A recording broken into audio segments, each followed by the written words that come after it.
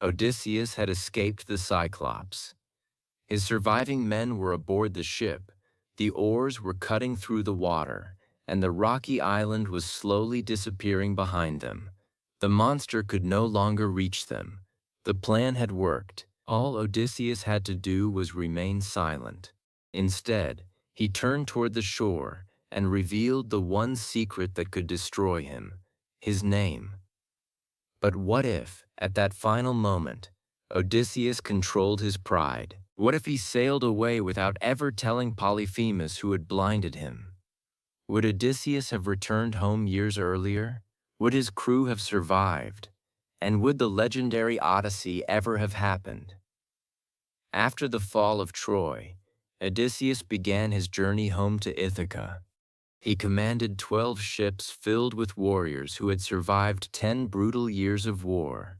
They had faced armies, hunger, disease, and death. But one of their greatest disasters began when they landed on a mysterious island in search of food and supplies.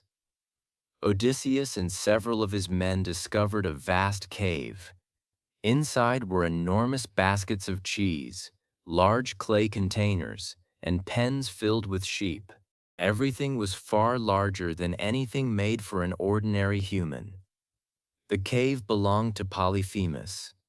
He was a Cyclops, a giant with a single eye in the center of his forehead. More importantly, Polyphemus was the son of Poseidon, the powerful god who ruled the sea. When the Cyclops returned, he sealed the cave entrance with a boulder so large that no group of men could move it. Odysseus and his warriors were trapped. Polyphemus showed them no hospitality. Instead, he seized 2 of the Greeks and devoured them. Odysseus wanted to draw his sword and kill the monster while he slept. But he quickly understood the problem. If they killed Polyphemus, no one would be strong enough to move the boulder.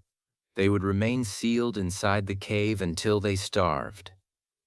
Odysseus needed a plan based not on strength, but on deception. He offered Polyphemus powerful wine taken from the Greek ships. The Cyclops drank greedily. When Polyphemus asked for his guest's name, Odysseus gave one of the most famous answers in mythology. "My name is Nobody." The drunken Cyclops eventually collapsed. Odysseus and his men then heated the end of a sharpened wooden stake in the fire.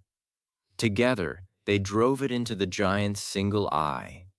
Polyphemus woke with a terrible scream. His cries were so loud that the other Cyclopes living nearby gathered outside the cave. They asked him who was attacking him. Polyphemus shouted that nobody was killing him.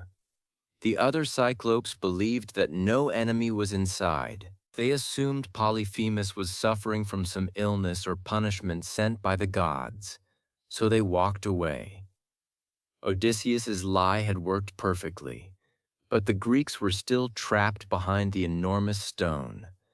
The next morning, Polyphemus opened the cave to release his sheep. Because he was blind, he felt the back of every animal passing beneath his hands. Odysseus had already prepared for this.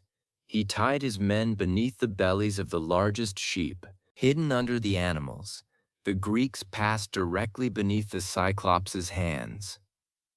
One by one they escaped. They reached the shore, boarded their ship, and began rowing toward the open sea. Odysseus had defeated a monster through intelligence. He had rescued his surviving men.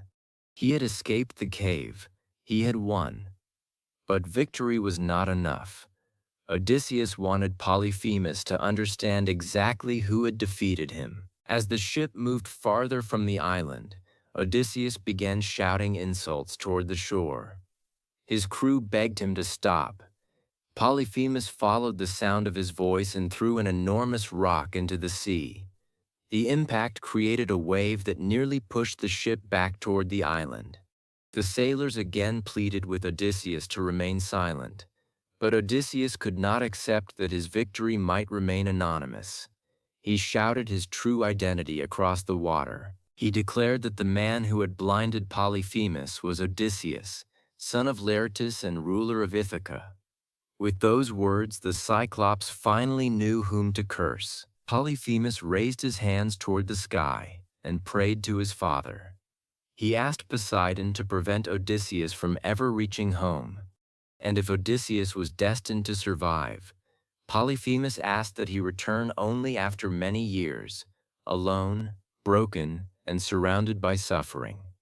Poseidon heard his son. From that moment, the sea itself became Odysseus's enemy. But in our alternate story, those words are never spoken.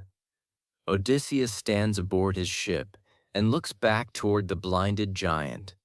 He feels the anger rising inside him. He wants to reveal himself. He wants Polyphemus to know that he was defeated by the king of Ithaca. But this time, Odysseus notices the fear in the faces of his crew. He understands that they have already won. There is nothing more to prove. Odysseus turns away from the island. He orders his men to continue rowing. Polyphemus remains alone on the shore. He knows only that a mysterious man called Nobody blinded him. He does not know the man's real name. He does not know the name of his father. And he does not know where his kingdom lies. Polyphemus may still pray to Poseidon for revenge, but his prayer can no longer be aimed so precisely at one man and one destination. Poseidon cannot deliberately block Odysseus from returning to Ithaca if Polyphemus cannot identify him. This does not guarantee a peaceful voyage.